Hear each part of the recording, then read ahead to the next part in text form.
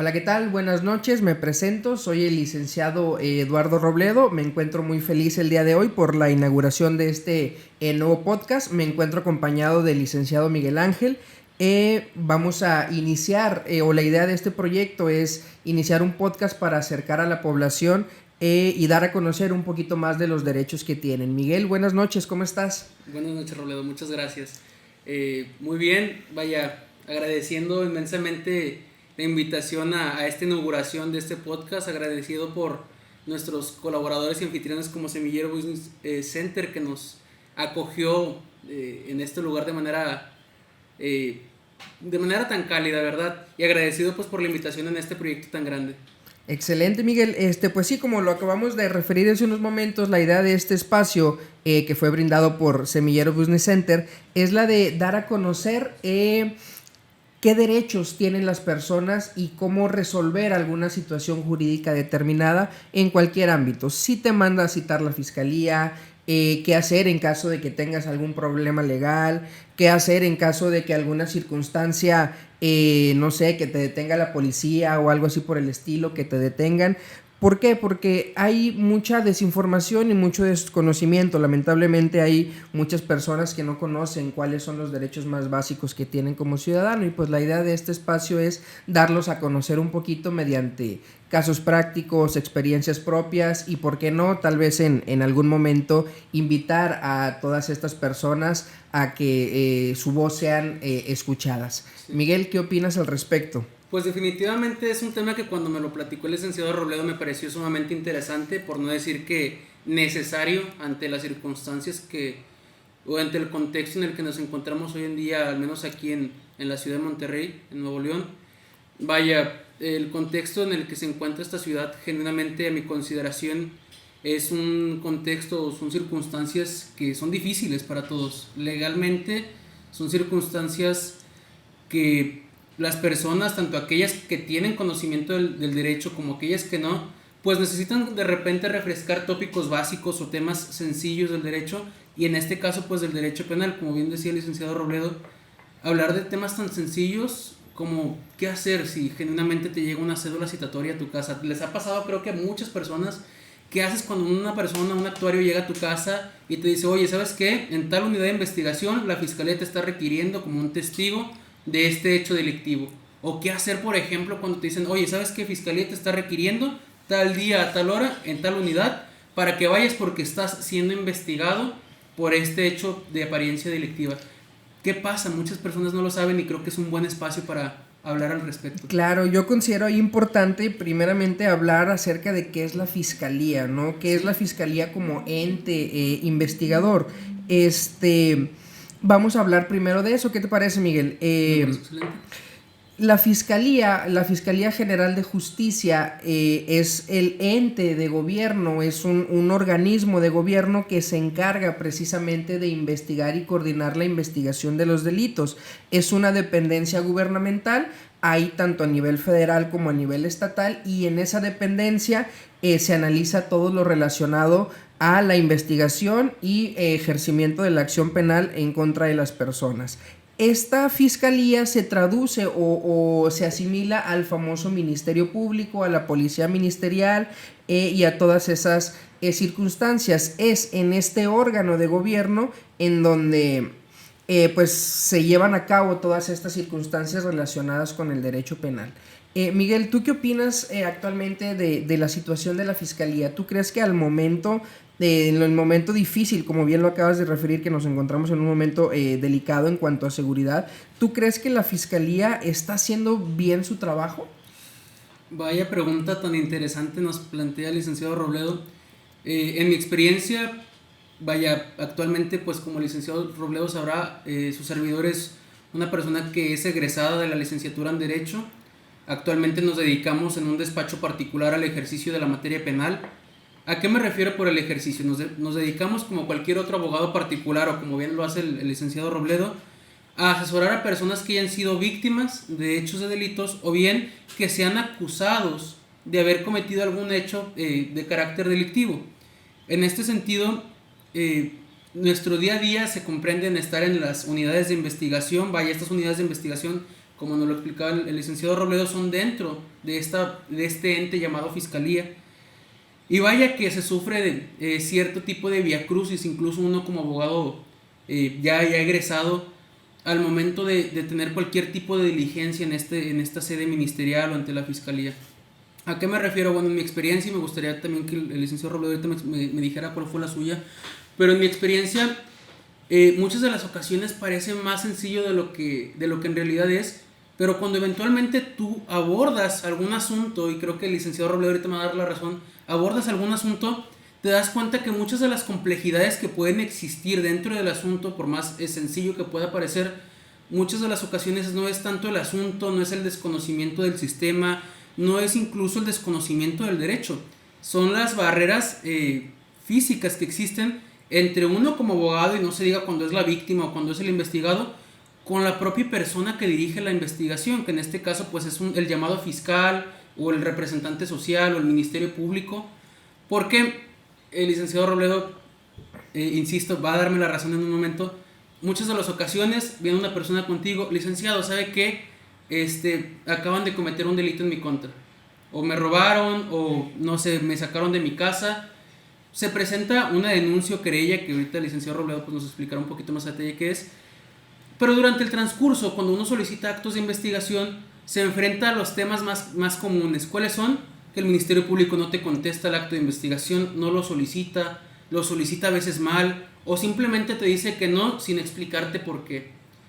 Eso implica prácticamente dificultades tanto para las víctimas, para los investigados, e incluso para uno como abogado dentro del sistema. Yo considero que el Ministerio Público actualmente no está ejerciendo su facultad investigadora como debe, y no quiero generalizar, genuinamente me ha tocado conocer fiscales extraordinarios, sin embargo la mayoría de la experiencia nos dicta que nos encontramos en un momento delicado por cuanto hace a la investigación en sede ministerial.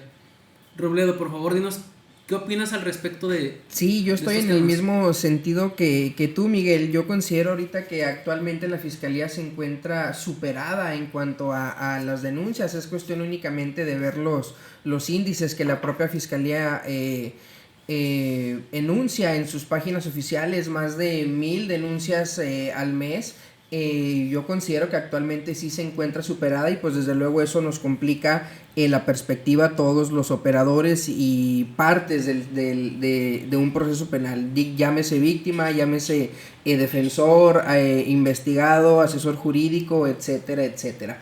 Considero primero importante, Miguel, hablar un poquito acerca de cómo se compone la Fiscalía. Es decir, ahorita tú mencionaste una unidad de investigación.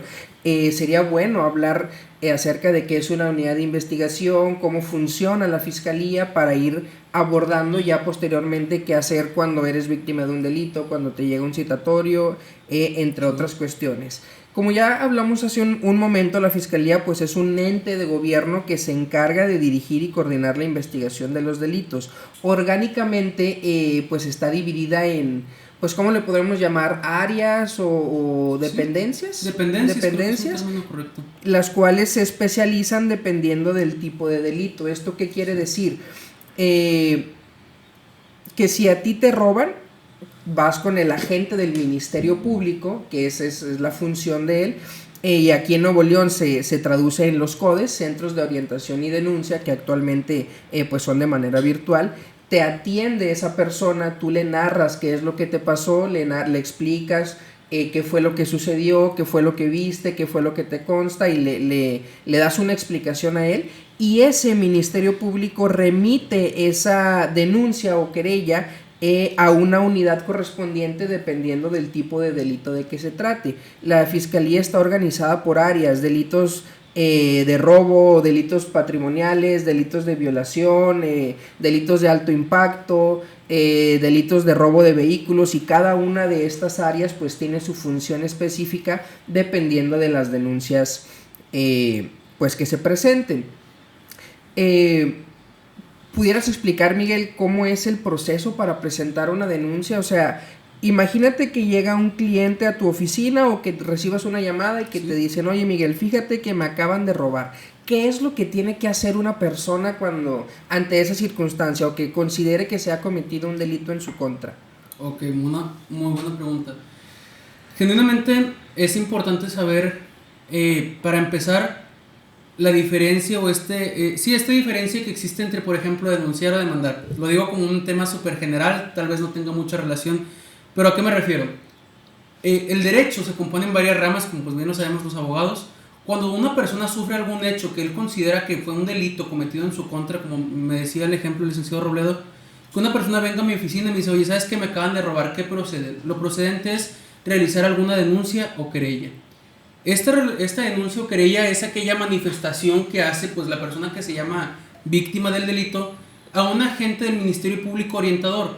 Este agente del Ministerio Público Orientador, ¿dónde lo vamos a encontrar? Pues lo vamos a encontrar en el CODE que nos comentaba el licenciado Robledo, en el Centro de Orientación y Denuncia.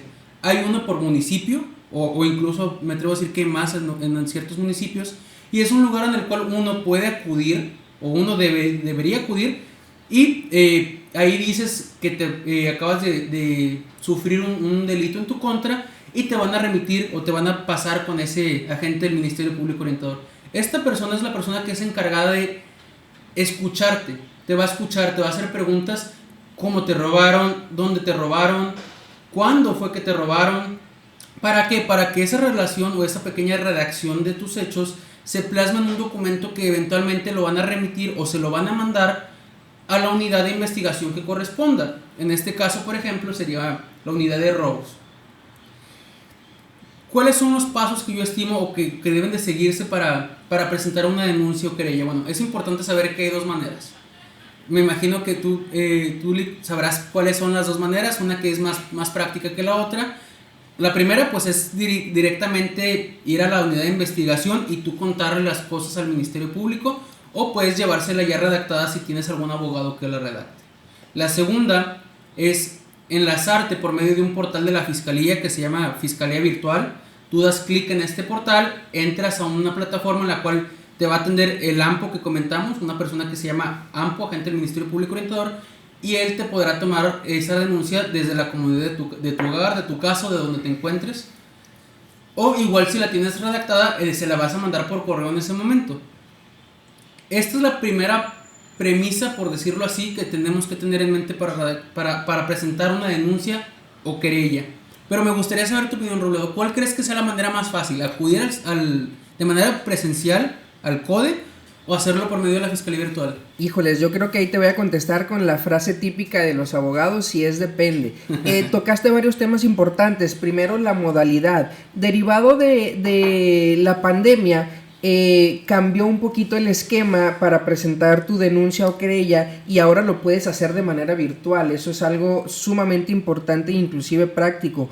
Tú puedes presentar prácticamente tu denuncia desde donde estés, desde tu celular, desde tu computadora, desde tu tablet. Te conectas, te enlazas al portal de la Fiscalía Virtual, llenas tus datos generales y te atiende este famoso agente del Ministerio Público Orientador de manera virtual, y tú ahí le estás explicando qué fue lo que pasó. Eso se implementó a raíz de la pandemia. Antes de la pandemia lo que tú tenías que hacer es ir físicamente al CODE y ahí explicarle a ese agente qué es lo que ocurrió. Ahora yo considero que con esta nueva tecnología, que es la famosa videodenuncia, es un poquito más práctico y accesible el presentar tu denuncia o querella, porque no es necesario acudir físicamente al CODE, sino que tú desde cualquier lugar te puedes enlazar y presentar tu denuncia. De hecho, si mal no recuerdo, ahí en el metro, en la estación Cuauhtémoc, ¿verdad? Sí. En la estación Cuauhtémoc que hay una cabina de videodenuncia. Imagínate, es muy común que en el metro ahí que te roben el celular o que te abran la bolsa y te roben tu cartera o algo, y ahí inmediatamente no ocupas trasladarte a un CODE. Ahí mismo en Cuauhtémoc vas, presentas tu denuncia y pues ahí se inicia la investigación correspondiente. Ahora, también tocaste un tema que es mejor presentar la denuncia por escrito, presentar tu documento por escrito, o bien narrarle los hechos al Ministerio Público. Yo aquí considero que es un poquito indistinto, porque aquí ya depende de si tú traes a un abogado o no. De entrada, ese es otro punto. no ocupas tú un abogado para presentar tu denuncia. Tú vas y te atienden de manera gratuita. Con esto no demerito nuestro trabajo, pero no ocupas tú un abogado para ir a presentar una denuncia. Sí lo ocupas para darle seguimiento al proceso, que es lo que sigue, que eso es algo también importante. Con el hecho de que presentes tu denuncia no quiere decir que ya van a detener a la persona o que ya la van a fundir en la cárcel, no. Es todo un proceso y ahí es en donde ya se recomienda el abogado. Actualmente las denuncias se pueden... la puedes tú presentar por escrito en caso de que tengas para un abogado, o bien si acudes a la Defensoría Pública, ellos ahí te redactan la denuncia o la querella y tú vas o igual te conectas en la plataforma de la Fiscalía y le dices a la persona que te atiende, oye, quiero poner una denuncia, la traigo por escrito y se la mandas por correo electrónico, ella la lee. El agente que te atiende lee esa denuncia y pues te dan ahí el número de carpeta para darle el seguimiento. ¿Qué es mejor, si llevarla por escrito o hablarlo, narrarlo así de viva voz? Va a depender de las circunstancias. Si es un delito de alto impacto o si es un delito que acaba de ocurrir así fresco y estás... tienes la manera de presentar la denuncia, lo mejor es presentarla ahí en el momento, ¿verdad? Ahí en donde estés, a como estés, en cualquier lugar. Si no tienes en ese momento cómo conectarte, pues lo ideal sí sería hablar con un abogado, acudir a defensoría o asesoría, a la comisión de asesorías, atención ejecutiva de atención a víctimas, para que te asignen un asesor jurídico y pues que sean ellos quienes presenten tu querella. Pues por ti y posteriormente darle el seguimiento. Miguel, me gustaría que nos platicaras un poquito de qué ocurre una vez que presentas tu querella, presentas tu denuncia, presentas tu demanda. ¿Qué pasa? ¿Qué hace la gente del Ministerio Público orientador? Ok, una vez que el Ministerio Público recibe, bueno, el primer agente que lo recibe esta comunicación de los hechos que ocurrieron, que tú estimas que son un delito, pues es el famoso agente del Ministerio Público orientador. Pero como el licenciado Robledo nos comentaba, como tú nos decías, Robledo, él pues lo va a remitir al fiscal, al agente del Ministerio Público, especialista en ese tipo de delitos, a esa unidad. Una vez que este agente del Ministerio Público tiene en sus manos, por decirlo así, esta querella o esta denuncia, que son pues los hechos que tú narraste, que pasaron en tu contra o que te generaron alguna afectación, ya sea físicamente, psicológicamente o patrimonialmente, va a comenzar la investigación. ¿A qué me refiero por comenzar la investigación? Una vez que él tiene en sus manos esta redacción de tus hechos, va a hacer algo que se llama formar la carpeta o integrar la carpeta de investigación. Pero pues es importante, creo, definir qué es la carpeta de investigación antes de seguir explicando. Robledo, ¿podrías explicar de manera general qué es una carpeta de investigación? Sí, la carpeta de investigación son todos los actos que el Ministerio Público hace para dar con la verdad de los hechos denunciados. Es decir, integra él esa carpeta, investiga esa denuncia que tú le hiciste para buscar al responsable, al probable responsable de ese hecho delictivo y pues para repararle el daño pues a la víctima. Reparar el daño es... pues que se le devuelva lo que se le robó, o que si se le causó un daño reparárselo, que se le devuelva, no sé, en dinero, en terapias, dependiendo del tipo de delito, para pues lograr con esto, con el objetivo del sistema penal, que es pues que se le repare el daño a la víctima y que pues el delito no quede impune. Y la carpeta de investigación puntualmente son todos los documentos que se van integrando a la carpeta mientras se está investigando. Retomando el punto de Miguel, una vez que el agente del Ministerio Público orientador clasifica esas denuncias y dice, mira, este delito es robo, va a las unidades de robo. Este delito es fraude, va a las unidades de fraude. Este es un delito de homicidio, va a las unidades de homicidio. Cada fiscal especialista en el área se encarga de integrar esa carpeta de investigación, se encarga de investigar, de dar con el paradero del probable delincuente. Lo hace por medio de diligencias o actos de investigación. Esos actos de investigación o diligencias se traducen en citas, en requerimientos de documentos, en elaboración de peritajes. Cada elemento que el Ministerio Público considere necesario para poder integrar la carpeta es lo que se tiene que hacer, que en nuestra experiencia nos ha tocado batallar mucho a veces para realizar algún acto de investigación. ¿Recuerdas el acto del cateo? Un cateo es el de pedir autorización a un juez para ingresar a un domicilio y buscar indicios para resolver ese delito. ¿Cómo batallamos ahí a veces solicitando ahí en esos cateos, verdad? Está muy pesado a veces. Y esos son prácticamente los actos de investigación. Todo lo que hace el Ministerio Público para pues integrar esa carpeta. Ahora, hasta ahorita ya hablamos de cómo presentar una denuncia directamente en la Fiscalía. Sí.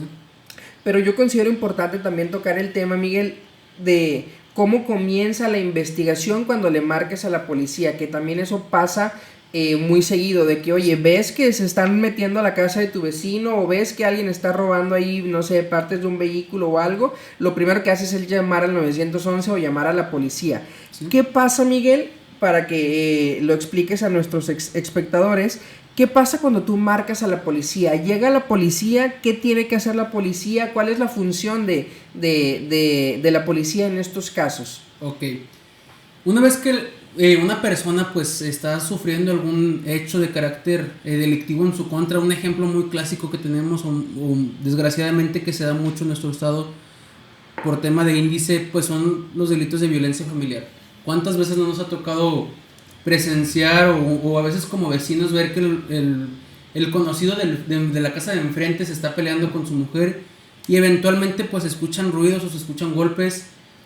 Muchas de las ocasiones tú de repente estás en tu casa y ves que la policía nada más llegó a la casa del enfrente, ves que los policías arrestan a la persona o la detienen en ese momento, pero pues uno no sabe qué está sucediendo. Una vez que uno llama a la policía porque está sufriendo algún hecho delictivo, por ejemplo una violencia familiar, o que el varón golpea a la mujer o algún caso similar, uno llama a la policía y la policía pues generalmente tiende a llegar al lugar en un lapso determinado dependiendo de desde dónde se encuentre, ya que los policías pues se encuentran dando rondines, tú le hablas al 911, el 911 le habla al policía más cercano y él se reporta y dices, oye, ¿sabes qué? Ya voy para el lugar de los hechos.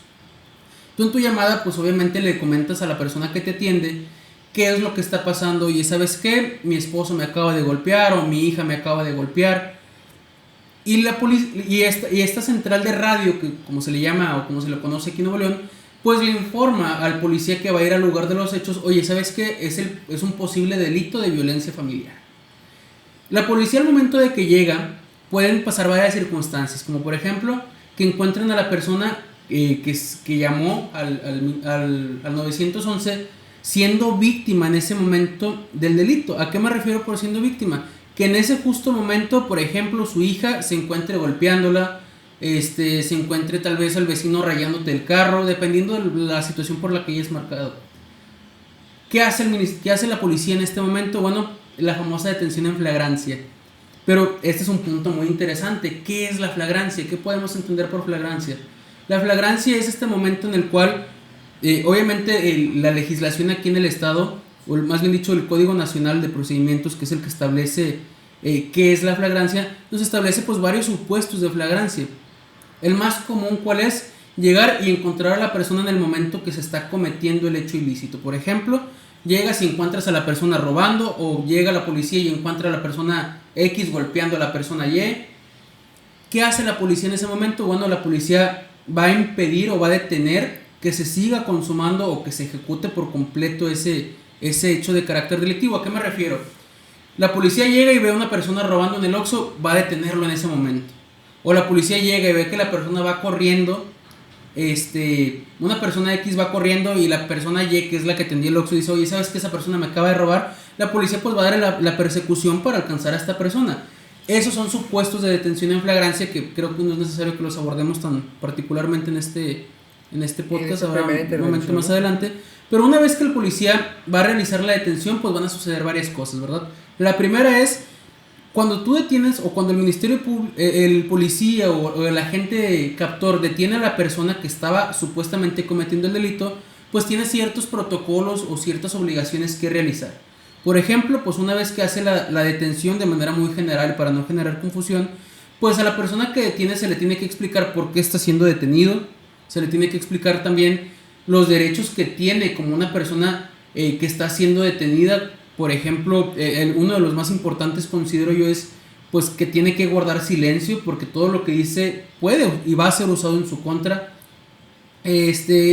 Uno relevante que desgraciadamente muchas veces no se refleja tanto aquí en el estado es de explicarle que él es una persona quien se presume inocente y se le debe tratar como inocente durante todo el proceso, comenzando desde la detención, entre otros derechos que pues conocemos que vienen en nuestra Constitución.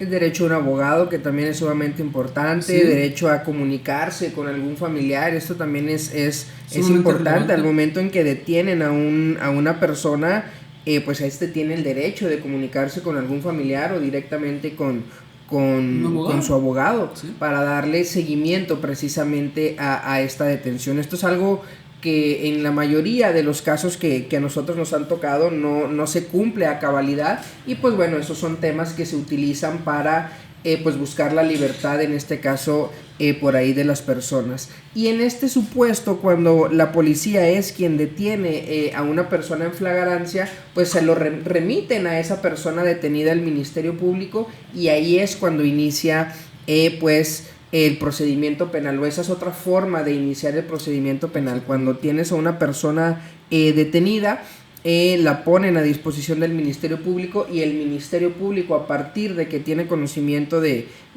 que una persona está detenida, tiene la obligación de investigar ese delito, de investigar todas las circunstancias en las que se llevó a cabo la detención, quién lo detuvo, cuándo lo detuvo, a qué hora lo detuvieron a la persona, etcétera, etcétera. Sí. Todos estos son derechos constitucionales, que igual no hablamos de eso, del trasladarlo de manera inmediata. Sí. También cuando detienen a una persona, la policía tiene la obligación de ponerlo ante el Ministerio Público, de informarle al Ministerio Público que detuvo a la persona. Y el más cercano, el más cercano. Lo detienen en tal por ejemplo, colonia, y sabemos que hay una unidad de investigación a 5 o 10 minutos del lugar, y curiosamente cuando el abogado llega para conocer la carpeta de investigación, para buscar la forma de defender a su cliente, pues ¿de qué te das cuenta? Que lo llevaron a una unidad de investigación que está 20 minutos, 30 minutos de distancia, en vez de ponerlo a la que estaba más cercana, que es una obligación también, de los elementos captores. Ahí yo considero, Miguel, que pudiéramos abordar un poquito de qué pasa con el familiar. O sea, ¿qué puede hacer el familiar una vez que se entera que su hijo, que su esposo, que su hija está detenido? ¿Qué consideras tú que es lo más importante? Cuando recibe el llamado, sí. O muchas veces vas y preguntas allá a los separos y oye, sí, aquí está detenido por un delito. ¿Qué consideras tú que es lo más importante de hacer en ese supuesto? Mira, lo ideal a mi consideración es inmediatamente conseguir un abogado especialista en la materia. ¿Cuál es la realidad que se vive en el día a día, en la práctica? La persona pues tiene derecho, la persona que está siendo detenida, como bien sabemos, pues tiene derecho a un abogado, que puede ser particular, que él lo contrate y lo designe, o que puede ser un defensor público. Es decir, cuando él no puede pagar un abogado a esta persona que está investigada, un abogado particular, el Estado le va a asignar un abogado que son conocidos pues como defensores públicos. Estos son, aquí en el Estado de Nuevo León, son personas que son abogados, licenciados en Derecho, adscritos al Instituto de Defensoría Pública del Estado de Nuevo León. ¿En dónde están la Defensoría Pública? Defensoría Pública se encuentra en el centro de Monterrey, por donde se encuentra Nuevo Mundo, ¿verdad? Están al lado de Nuevo Mundo, en Matamoros. Exactamente. Sí. Lo más importante que hay que hacer es, en mi consideración, buscar un abogado particular que sea especialista. Y no denigro, ni demerito, más bien dicho, a los defensores públicos, sino que la realidad de las cosas es que tienen una carga de trabajo impresionante, a tal grado de que muchas de las ocasiones no les brindan la atención adecuada a las personas que están siendo detenidas. Pero, ¿cuál es la diferencia entre un abogado público y un abogado particular? En conocimiento, genuinamente, si el abogado particular es especialista, me atrevo a decir que no hay ningún tipo de diferencia. Pero en la práctica, la realidad es que como un abogado, un defensor público, tiene alrededor de 200 hasta 500 carpetas, este lapso en el que la persona se encuentra detenida puede ser ¿de cuánto tiempo? 48 horas, lo máximo. Exactamente. Es decir, el Ministerio Público tiene 48 horas para seguir haciendo estos actos de investigación, y lo principal, para ponerlo a disposición del juez que va a dar inicio al proceso, el famoso juez de control. Pero estas 48 horas son importantísimas, ¿Por qué? Porque es un tiempo en el que un abogado que tenga dedicación para ese caso exclusivamente va a dedicarse a ¿qué? A hacer actos de investigación. ¿Por qué? Porque con esos actos de investigación, eventualmente cuando se encuentren frente a un juez, donde suceden varias diligencias, como ya lo sabemos, que es la famosa audiencia inicial, ese abogado defensor va a poder, entre otras cosas, buscar que la investigación se pare en ese momento. Es decir, el defensor puede decir, oye, ¿sabes qué, señor juez? Yo tengo esta cantidad de pruebas, por lo cual te solicito que no autorices que la investigación siga, que es lo que se conoce en la práctica como pues la famosa investigación complementaria que da inicio con la vinculación a proceso, ¿verdad? Así es. Pero otra cosa que es importante manifestar ahí, o a mi consideración explicar, es que este abogado particular o este abogado defensor particular va a hacer los actos de investigación enfocados a dos cosas, generalmente cuando es especialista. La primera, buscar que con esos actos de investigación el juez diga, ¿sabes qué? No hay delito que perseguir, hasta este momento yo no considero que haya un hecho de carácter delictivo, o no considero que la persona sea participante o haya tenido participación en ese hecho de carácter delictivo, y por ende ordena una no vinculación a proceso. Los dos elementos que ya sabemos que tienen que existir para una vinculación: un hecho de carácter delictivo y la probabilidad de que el investigado, o en este caso ya imputado, participó en su comisión o lo cometió. Claro, claro. Pero aparte de eso, hay que establecerlo y decirlo, la vinculación a proceso es como un vaso de agua. ¿Por qué? No se le niega a nadie. Porque el estándar probatorio que... Vaya, las pruebas que pide un juez para autorizar que la investigación siga son genuinamente demasiado pocas, es un estándar muy, muy general. Entonces casi siempre autorizan la investigación. Entonces, las demás pruebas, ¿para qué van orientadas? Para la medida cautelar. Pero antes de hablar de ese tema me gustaría saber si nos puedes explicar. Retomar, ¿no? Sí, claro, retomar ahí los puntos a partir de cuando la persona es detenida. Y pues bueno, mencionar que aquí en Business Center, en Semillero, tenemos unos buenos abogados en materia penal. Una vez que detienen a la persona en flagrancia, como bien lo mencionamos ahorita, tiene el Ministerio Público 48 horas para decidir qué hacer con esa persona detenida, para decidir si lo lleva ante audiencia con un juez, o bien para decidir si las circunstancias o las pruebas en las cuales, las condiciones en las cuales lo detuvieron, pues fueron contrarias a derecho, fueron contrarias a la legislación. ¿A qué me refiero con esto? A que a lo mejor al investigado lo hayan golpeado, que es muy común, que no le hayan permitido comunicarse con nadie, que no le hayan informado por qué lo están deteniendo, etcétera, etcétera. En los hechos viales, que les tomen declaración sin un abogado particular presente. En los hechos viales es muy común que pase eso. Cuando ocurre un hecho vial pues fatídico, donde hay personas lesionadas o personas que pierden la vida, muchas veces lo que hacen los policías malamente es tomarles una declaración ahí a las personas, a la persona que creen probable que es responsable, y ahí él,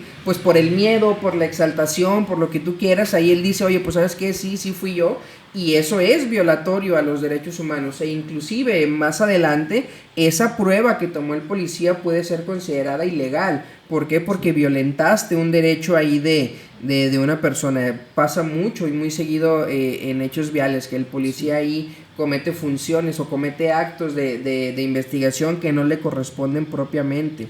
Ahora, de ahí la importancia de contratar a un abogado, o de acudir con un abogado, ya sea público o privado. ¿Por qué? Porque en esas 48 horas inclusive tú puedes pedir la libertad de la persona, que es algo que también hemos hecho ahí muy, muy seguido. Antes de esas 48 horas, tú vas, tu abogado defensor, vas y te presentas con la fiscalía, le dices, oye, mira, soy el abogado de tal persona, lo acaban de detener, estando dentro de ese plazo de las 48 horas, y tú ahí le llevas pruebas para justificar, y esto es importante, pruebas para justificar que él tiene un arraigo en el estado. ¿A qué se refiere esto? A que él tiene un domicilio aquí en donde él pueda ser localizado en el estado. ¿Esto para qué? Pues para que el Ministerio Público y el juez de control, que ahorita vamos para allá, al momento de decidir sobre la situación jurídica del investigado, el juez tome en cuenta de que esta persona está ubicable, como bien lo dijiste ahorita sobre las medidas cautelares. Sirve para justificar que el investigado aquí vive, que aquí trabaja, que aquí tiene a su familia, que aquí tiene sus hijos, etcétera, etcétera. El abogado particular o público es lo que debe de hacer durante este lapso de las 48 horas, reunir toda esta información, entrevistándose con los familiares, entrevistándose con el lugar de trabajo en caso de que trabaje la persona, tratar de conseguir comprobantes de domicilios también, y toda esa información llevarla ante el fiscal para buscar la manera de que esta persona quede libre en ese plazo de las 48 horas. Que aquí hay un punto importante, y de hecho esto nos lo han preguntado mucho ahí en nuestras redes. El hecho de que una persona, Miguel, igual para que lo des a entender, para que lo expliques, el hecho de que una persona quede en libertad en ese lapso de las 48 horas, ¿significa que ya se acabó el proceso? No, claro que no. El hecho de que la persona pues quede en libertad, como nos explicaba el licenciado Robledo hace un momento, es porque el Ministerio Público, al menos hasta este momento, con las pruebas que el abogado defensor particular, porque hay que ser honestos con esta información, nunca vas a ver a un defensor público haciendo este tipo de actos, e insisto, no porque no sepan, sino porque la carga de trabajo que tienen no se los permite. Pero cuando el abogado particular, retomando el punto, tiene toda esta información y se la pone al Ministerio Público, tiene el conocimiento jurídico para hacer la petición de que esta persona salga durante ese lapso de 48 horas, pero con una finalidad, y no con la finalidad de que se termine el proceso, sino con la finalidad de que el Ministerio Público sepa y entienda que esta persona efectivamente tiene un arraigo en el domicilio y que él puede llegar a la audiencia que va a ser ante el juez por sus propios medios. Es decir, que esta persona tiene toda la intención y se encuentra en aptitudes de llegar él por sí mismo a la audiencia. ¿Y a qué me refiero por sí mismo? Que no lo tenga que trasladar el agente del Ministerio Público ni tenerlo retenido tiempo que no sea necesario. Entonces, suponiendo que en un ejemplo práctico pues se solicita pues podemos hablar del asunto de las licencias falsas, que es muy común, que se ha venido mucho a la alza. En Facebook es muy común ver en los grupos, sobre todo de compraventa y de vehículos y todo, que te venden las licencias falsas, de que oye, dame 2,000 pesos, te entregamos la licencia hasta tu domicilio, sin venir. Creo que cuestan 2,000, 3,000 pesos, algo así. Esas licencias obviamente son falsas, eso también es un punto importante. Ninguna autoridad de gobierno te va a llevar algún trámite a tu domicilio, menos por Facebook, menos por Facebook. Nunca van a ofrecer ese servicio por redes sociales. Entonces, ¿qué pasa? Ha sido muy común, hemos tenido muchas experiencias de eso, de personas que detienen por licencias falsas, compran su licencia por Facebook, sí, se las entregan a su domicilio. Es una licencia pues con los logos y con los colores plastificada, exacto. Pero pues naturalmente es falsa. Vas y haces algún trámite o te detiene algún tránsito por X o Y circunstancia, y pues eso es un delito. Ahí es en donde hablamos de la flagrancia que mencionamos ahí hace unos momentos. Cuando tú vas a control vehicular y entregas esa licencia, o cuando se la muestras al tránsito, cuando te detiene, desde ahí él ya tiene la pauta para detenerte e iniciar todo este procedimiento. Y bueno, ahorita hablamos un poquito acerca de los costos y de todo, de cuánto sale el comprar tu licencia falsa e ir a acudirla a sacar legalmente. Pero el punto de esto es que en estos casos, ¿verdad? Cuando detienen a personas así, nosotros hemos logrado obtener su libertad antes de esas 48 horas. ¿Puedes platicar algún caso que se nos venga a la mente? Pues recuerdo mucho un caso no sé si te acuerdas, en el que participamos juntos.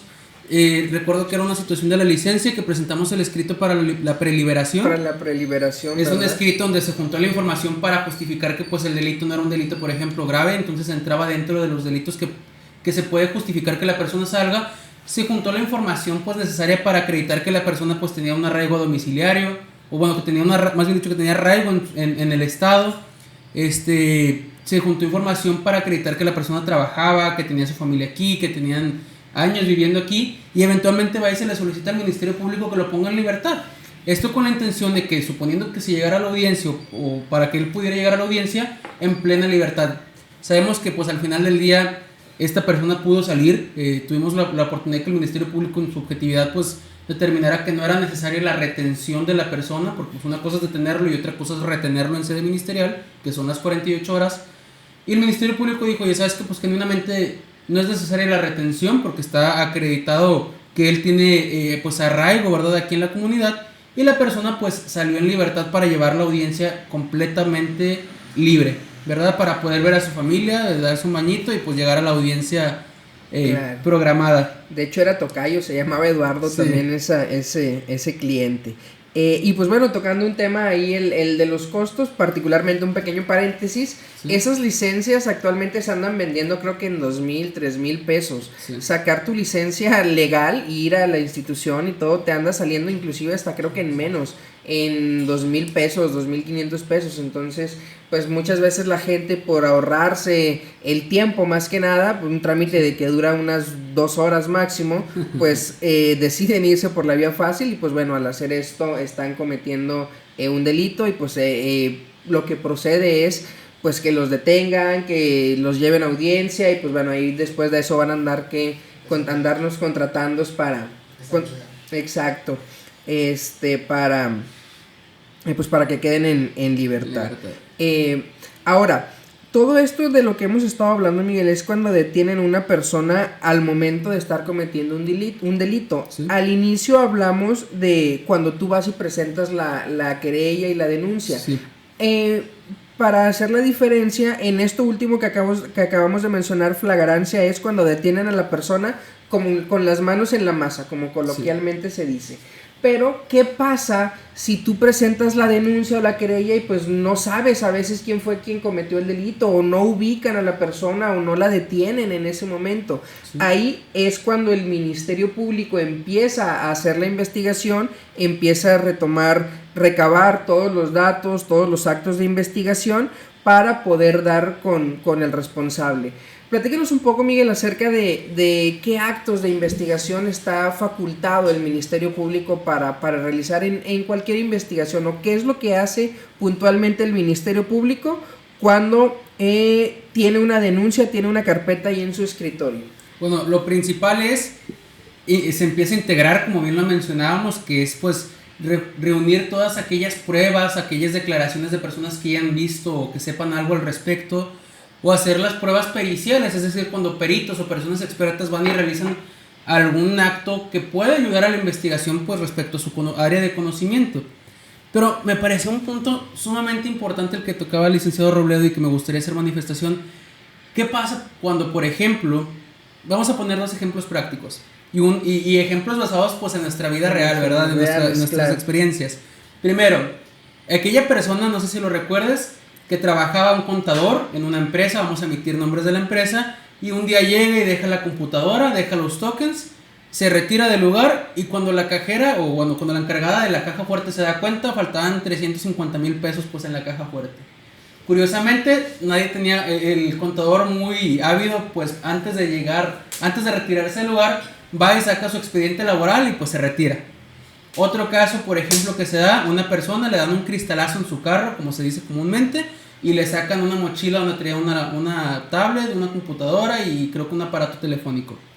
Los hechos viales también pasa, que te pegan y se van, y se van. Fuguen. Pero ¿qué procede? Como mucha gente decía, no, yo no denuncio porque, por ejemplo, en la empresa, que decían, no, yo no voy a denunciar porque ya es imposible dar con él, se llevó el expediente y yo no sé dónde vive. Cuando la realidad es que no es cierto. ¿Qué es lo que hace el Ministerio Público? Retomando la pregunta del licenciado Robledo, bueno, el Ministerio Público debería hacer actos de investigación, por ejemplo, girar oficio. Hay que recordar esto, el Ministerio Público es una autoridad durante la etapa de investigación. El proceso penal se divide en etapas, que son 4, y los conocemos los abogados penalistas, que son investigación, etapa intermedia, etapa de juicio y etapa de ejecución de sanciones. Para no entrar a detalles, pues vamos a abocarnos en la etapa de investigación. Esta etapa se subdivide en 2 fases. Fase de investigación inicial, que es con la presentación de la denuncia, de la querella, o con la detención en flagrancia, o caso urgente, como nosotros sabemos. Y la etapa de investigación complementaria, que es cuando pues, el juez autoriza, ¿verdad?, que siga la investigación con una vinculación al proceso. Pero para llegar a este punto, el Ministerio Público tiene que requerir a la persona, tiene que citarlo, para que él sepa que hay una investigación en su contra y pues si él lo estima pertinente pueda llevar acciones para intentar defenderse en la audiencia. Pero ¿qué pasa cuando tú no sabes quién fue la persona? El Ministerio Público hace actos de investigación como por ejemplo girar cédulas citatorias o girar más bien dicho oficios, es decir, el Ministerio Público manda oficios en su calidad de autoridad investigadora a ciertos órganos, por ejemplo, como el CFE, agua y drenaje, control vehicular, el Instituto Nacional Electoral. Me ha tocado inclusive un fiscal muy osado, muy objetivo, creo yo, que genuinamente esta persona que había cometido, o que creíamos que había cometido el delito, no aparecía, únicamente teníamos el nombre, y no aparecía ni en CFE, ni en agua de drenaje, ni en ningún lugar. Y el Ministerio Público mandó oficio, o mandó a pedirle a una institución que se llama Comisión Nacional Bancaria, que es una comisión que regula pues las instituciones bancarias aquí en México, que informara o que pidiera información a ciertas instituciones bancarias, a ciertos bancos, si había cuentas a nombre de esta persona. Eventualmente pues la Comisión Nacional Bancaria le dice al Ministerio Público, y ¿sabes qué? Tal banco me dice que sí, el último movimiento fue en este municipio, y con esa información pues ya logramos dar con el domicilio de la persona. Hay casos diferentes, incluso más sencillos, cuando CFE te dice, oye, ¿sabes qué? Si yo le doy servicio a una persona con ese nombre y se lo doy a este domicilio, ¿qué hace el Ministerio Público? Manda agentes ministeriales para determinar por medio de vecinos que viva la persona ahí, o que la persona genuinamente salga y diga, así soy yo, y eventualmente pues le manda la cédula citatoria, es decir, lo manda a requerir para que él venga a la unidad de investigación, que es la forma cuando no hay flagrancia, para que él venga a la unidad de investigación y él diga, oye, ¿sabes qué? Yo no quiero declarar, como es un derecho, pero pues le leen la carpeta de investigación, él dice, él puede o no puede declarar, que generalmente pues la recomendación es que no se haga, y eventualmente pues se le da una copia de la carpeta, o él puede pedirla, y posteriormente pues se sigue con el proceso que ya conocemos y ya explicamos, ¿verdad? Pero la realidad de las cosas es que hay que tener en consideración que denunciar sirve, y lo ideal es acercarse con abogados particulares. ¿Por qué? Porque hay que ser bien honestos. Muchas de las ocasiones tú vas y presentas la denuncia al Ministerio Público, e insisto, por la carga de trabajo no pueden, o a veces se les olvida, o dejan las carpetas rezagadas, más bien dicho es el término correcto, y no se da con la investigación. ¿Qué haría un abogado particular? Andarle moviendo y estar detrás del Ministerio Público, presentando escritos, llevando testigos para pues que se integre la carpeta de investigación, ya sea que estés con la víctima o que estés con el defensor. Y Miguel, tocaste un tema importante, que es cuando brota un domicilio, cuando ya se tiene ubicado quién es la persona que probablemente cometió el delito a raíz de que el Ministerio Público investiga. Voy a retomar ese punto y después hablamos acerca de qué hacer cuando te llega un citatorio formalmente de la Fiscalía. El Ministerio Público, como ya lo hemos dicho varias veces, investiga. Él tiene la denuncia ahí, la lee y va a hacer los actos de investigación para dar con esa persona. Por ejemplo, el Ministerio Público va a leer, mira, aquí dice que se robaron un celular marca tal. Bueno, voy a mandar citar a la víctima para que me venga a mí a explicar si el celular es de ella, a dónde lo compró, si tiene la factura del celular, si tiene la caja, por qué tenía ella ese celular, etcétera, etcétera. Si en la denuncia se narra que el hecho ocurrió en el centro de Monterrey, en la calle Padre Mier, ¿qué va a hacer el Ministerio Público? Va a mandar a la policía ministerial a ese lugar y va a decir, oye, a ver, policía ministerial, que aquí es muchas veces donde falla esa investigación, donde los elementos no hacen una buena investigación. El deber ser es que los ministeriales vayan, se entrevisten con vecinos, chequen si hay cámaras, revisen si hay videograbaciones o testigos inclusive, y se entrevistan a esas personas, ¿verdad? Para tratar de dar con el responsable. Si en la denuncia se describe que había varias personas ahí, el Ministerio Público las manda a citar para tomarles una declaración, y así es como se va integrando esa carpeta, ¿verdad? Que por X circunstancias se requiera algún peritaje, que un peritaje es un documento emitido por una persona experta en un área determinada, por ejemplo, en un hecho vial, para determinar quién es el responsable, pues eso lo elaboran expertos, lo elabora un perito en el área de hechos viales, y él te va a decir cómo ocurrió el choque, quién tuvo la culpa, entre otras cuestiones. Pero bueno, el punto es que el Ministerio Público investiga para dar con el responsable. Retomando el punto anterior, supongamos que en la denuncia dice, oye, ahí estaba Miguel, Eduardo y José. Lo que tiene que hacer el Ministerio Público es citarlos y tomarles una declaración, y si ahí de esas propias declaraciones se desprende que Eduardo es el responsable, ahí es cuando ya la investigación se centra pues en la persona que probablemente cometió el delito, ¿verdad? Dependiendo desde luego del tipo de delito que se trate. Y es ahí en donde el Ministerio Público ya tiene a un probable responsable y lo manda a citar para pues que esa persona sepa que se está llevando una investigación en su contra. Y ahí es el tema que quiero tocar, Miguel. ¿Qué pasa o qué hacer cuando a tu domicilio llega un citatorio de estos de la fiscalía y te dice, oye, tienes que venir tal día a tal hora porque pues se te está investigando por tal delito? Aquí me gustaría hacer dos planteamientos. Primero, ¿es obligatorio ir? Y segundo, ¿qué recomendaciones hacer para pues a estas personas que es muy común que lleguen los requerimientos estos? Ok, atendiendo a la pregunta, me parece muy interesante. ¿Qué pasa cuando te llega la cédula citatoria a tu domicilio como pues una persona investigada? Hay que recordar que te pueden llegar en dos sentidos, como investigado o como testigo. Arribita dice, ¿verdad? Sí, arribita dice cédula citatoria para investigado o en calidad de investigado o en calidad de testigo. En muchas de las ocasiones, primero en investigado me voy a centrar, existe la obligación de ir. Claro que se tiene la obligación de ir. Incluso la propia legislación nos establece, si no mal recuerdo, el artículo 104, fracción primera del Código Nacional, nos dice que existen medios de apremio. ¿Qué es un medio de apremio? Pues son estas formas, digamos, de coacción. Las facultades, ¿sí?, que tiene, lo que puede hacer el Ministerio Público en caso de que no le hagas caso. Ajá. ¿Podrías decirnos las que recuerdas? Son arresto, multa y creo que eso es apercibimiento. Ajá, apercibimiento, arresto, multa, e incluso está ahí la de... ay, se me fue. Es arresto, multa. Uso de la fuerza pública. Uso de la fuerza pública. Yo he escuchado incluso que es prácticamente que la hace de Uber, va y te lleva la patrulla prácticamente esa de ministerial. ¿Qué es lo recomendable, siendo objetivos?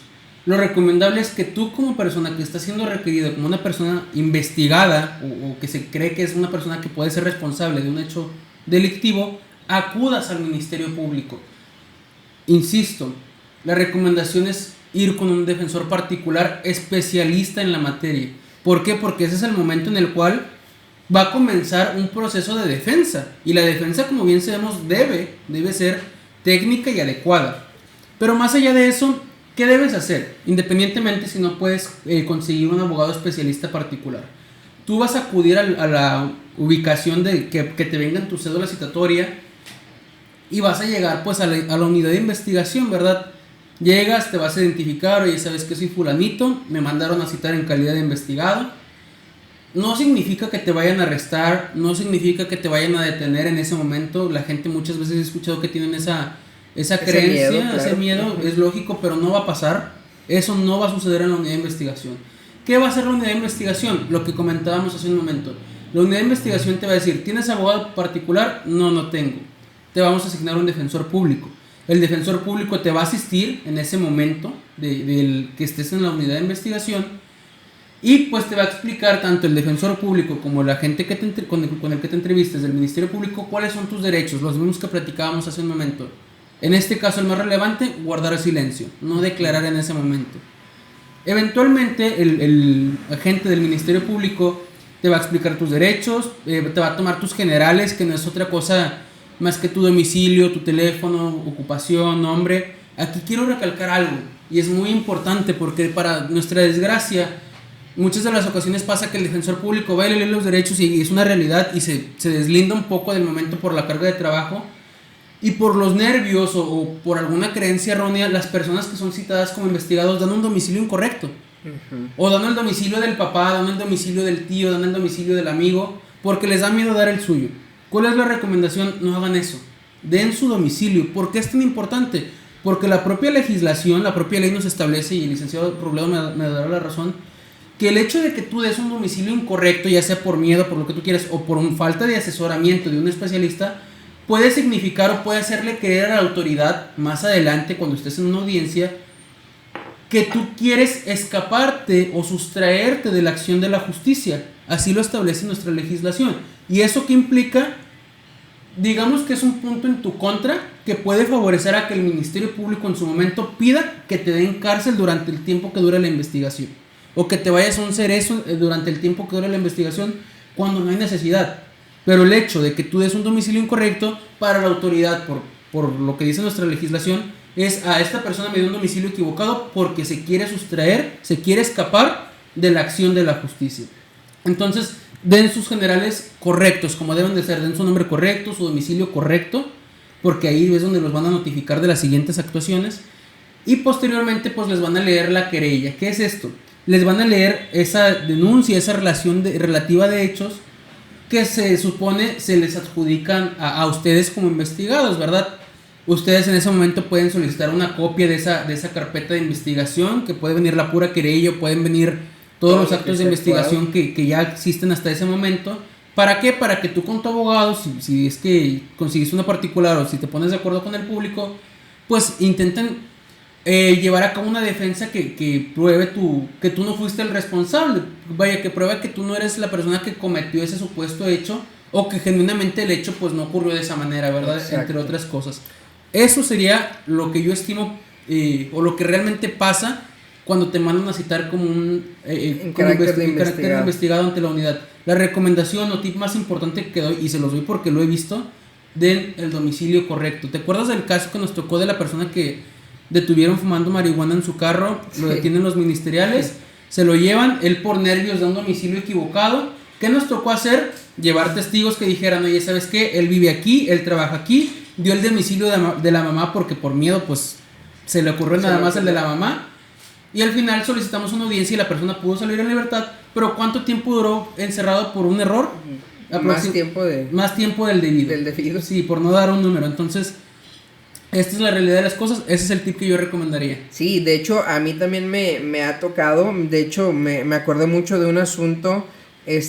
Bueno, no voy a decir el nombre de la persona, desde luego por respeto, pero esta persona compró una motocicleta en Facebook, la encontró muy barata, la compró sin papeles y al final resultó que esa motocicleta tenía reporte de robo. Eso también es un delito y de hecho es de los más sancionados. Y así tú únicamente la hayas comprado, igual te detienen. ¿Sí? Entonces esta persona compró la motocicleta por Facebook, se la dieron sin papeles, le dieron todo pues bien, la motocicleta estaba bien, la checó él en Repube, y fíjate, eso es importante. Sí. En este caso, él la checó en Repube y en Repube no tenía reporte de robo, entonces él trabajaba como reportero, como repartidor, entonces él estuvo trabajando una semana y media, lo detienen y al final resulta que esa motocicleta tenía reporte de robo. ¿Qué hizo esta persona? Un chavito de 22, 23 años. Al momento en que lo detienen, él da el domicilio de su mamá, ¿sí? El domicilio de su mamá, pues para que le notifiquen ahí. Entonces, en ese periodo, la fiscalía manda a investigar los domicilios, van a buscar el domicilio para cerciorar que esa información sea cierta. ¿Cuál fue aquí el detalle? Que esta persona no vivía con la mamá, vivía pues con su pareja en un domicilio distinto. Entonces, cuando fue la ministerial a verificar el domicilio con la mamá les dijo, sí, es mi hijo, pero no vive aquí, ¿verdad? Él no vive aquí conmigo, pero sí es mi hijo. Y aunque la mamá pues sí dijo que lo conocía y que vivía ahí, pues para el Ministerio Público eso es, oye, me diste otro domicilio y pues te quedas adentro. ¿Por qué? Porque aquí no es un juego. Entonces esta persona, a pesar de que el único error que cometió fue comprar una motocicleta por Facebook, él no la robó ni nada, pues se quedó en prisión más tiempo del debido porque dio un domicilio pues que no era en donde él vivía, ¿verdad? ¿Sí? Muchas veces ahí por miedo, por inseguridad damos otro domicilio, inclusive hasta por no preocupar de que mi mamá no se entere o mi esposa no se entere que estoy detenido, cuando la realidad de las cosas es lo contrario. Es mejor que sepan que estén detenidos para pues darle el debido seguimiento. Sí, y ahora, Miguel, una vez que llega el citatorio, que acudes y que pues ya el Ministerio Público integra la carpeta o que el Ministerio Público considera que tiene todas las pruebas necesarias, ¿sí? ¿Qué pasa? Pues una vez que el Ministerio Público tiene o considera que tiene las pruebas pues necesarias, inicia un siguiente proceso. Como les comentábamos hace un momento, pues el proceso penal va por etapas. Y a lo mejor soy algo redundante, pero la idea es que se entienda. Eventualmente hablaremos de temas más avanzados, pero por lo pronto es lo más básico. La etapa de investigación inicial De investigación, pues son dos fases, como lo dijimos, investigación inicial e investigación complementaria. En la práctica, ¿cuándo empieza la investigación complementaria? Con la famosa audiencia inicial o audiencia de imputación, como le llaman. Esta audiencia comienza en una de dos. Cuando el Ministerio Público pues tiene al detenido en flagrancia y ya pasaron las 48 horas, como hablamos ahorita, o cuando bien, en el caso completamente diferente, una persona presentó una denuncia o querella y el Ministerio Público ya tiene las pruebas que estima suficientes, bueno, pide una audiencia con el juez, la audiencia inicial o de imputación. En esta audiencia pues suceden, dependiendo si fue en flagrancia o no, 4 o 5 actos procedimentales. ¿Cuáles son? El control de detención, que es para calificar si la detención de la persona, suponiendo que haya existido una detención, fue legal, no se le hayan violentado derechos fundamentales de la persona. Después está la formulación de imputación, que es cuando el Ministerio Público en una audiencia ante el juez, estando el juez, el Ministerio Público, el abogado defensor y la parte en este caso investigada todavía, le explica cuáles son los hechos que se investigan en su contra, le explica quién depone o quién está presentando esa denuncia en su contra, por qué esos hechos son considerados un delito. Y posteriormente a eso, el propio Ministerio Público, después de explicarle o de hacerle esa comunicación verbal a la persona investigada, pide pues la famosa vinculación a proceso, que reiterando, la vinculación a proceso es como un vaso de agua, ¿por qué? No se le niega a nadie. ¿Pero qué es una vinculación? Antes de tocar el tema, me gustaría hablar de los tiempos. ¿Cuánto se tarda el Ministerio Público en integrar toda la carpeta? Y segundo, en acudir con el juez de control. Aquí es muy variado. Sí. A mí me han tocado carpetas en donde el Ministerio Público se tarda un mes en integrarla por completo y me han tocado asuntos en donde el Ministerio Público se tarda cerca de un año y medio sí, recabando todas las pruebas. Entonces, muchas veces en este periodo pasa pues que las víctimas o que el propio investigado pues se cansa o dice, oye, ya no le quiero dar seguimiento porque tengo mucho tiempo aquí, y eso es algo que también hay que tratar de evitar, porque el hecho de no darle el seguimiento va a evitar que pues esta carpeta pues se archive o se dé de baja. Eso es algo importante. El presentar una denuncia es todo un proceso, como lo acabamos de mencionar, pero lleva tiempo y a veces ese tiempo es muy tardado y lamentablemente implica vueltas, implica gastos, implica todo, y lamentablemente cuando las personas dejan de ir, lo que hace la fiscalía es simplemente darlas de baja o ya no darles el debido seguimiento, y pues ahí se van quedando y al final ese asunto pues se queda archivado, se queda sin resolver. Yo creo que tocamos un tema muy interesante el día de hoy, ¿no, Miguel? Sí, definitivamente. Creo que se explicaron los temas más básicos. Genuinamente esperamos más adelante poder abordar temas un poquito más complejos, pero vamos a empezar desde lo más sencillito, claro, y tratando de ser que sea comprensible para cualquier persona. Pues, ¿qué te parece si despedimos este primer podcast? Encantado. Creo que lo principal es agradecer. Yo personalmente a Semillero Business Center por literal una instalación tan buena y pues acogernos tan bien, ¿verdad? En tanto con el equipo, con el personal tan profesional. Y pues yo personalmente pues agradecer al licenciado Robledo por la invitación. Muchísimas gracias, de verdad. Sé que tienes mucho tiempo y muchos asuntos aparte de los que llevamos en común, entonces se agradece inmensamente la invitación al tiempo. Es recíproco, hermano. Como bien sabes, pues llevar todos estos asuntos nos ha llevado hasta este lugar. Agradecido de igual manera con Semillero Business Center, que de hecho aquí rentan oficinas, sí, aquí hay espacios para coworking o para emprendimientos, ¿verdad? Si buscan un espacio céntrico aquí cerca de la Purísima, estamos enfrente de la Purísima, aquí hay espacios disponibles para renta, pueden echarse la vuelta para venir, para verlos, para conocerlos y pues por qué no iniciar un proyecto personal o profesional. Sí. Agradecidos con todos nuestros espectadores por este primer podcast, y la idea es darle el seguimiento y dar a conocer más acerca de los derechos que tenemos, y por qué no hablar de asuntos en particular, dar nuestra opinión, dar nuestros temas, y pues nada, no queda más que agradecer a todos por su presencia el día de hoy. Muchísimas gracias. Muchísimas gracias.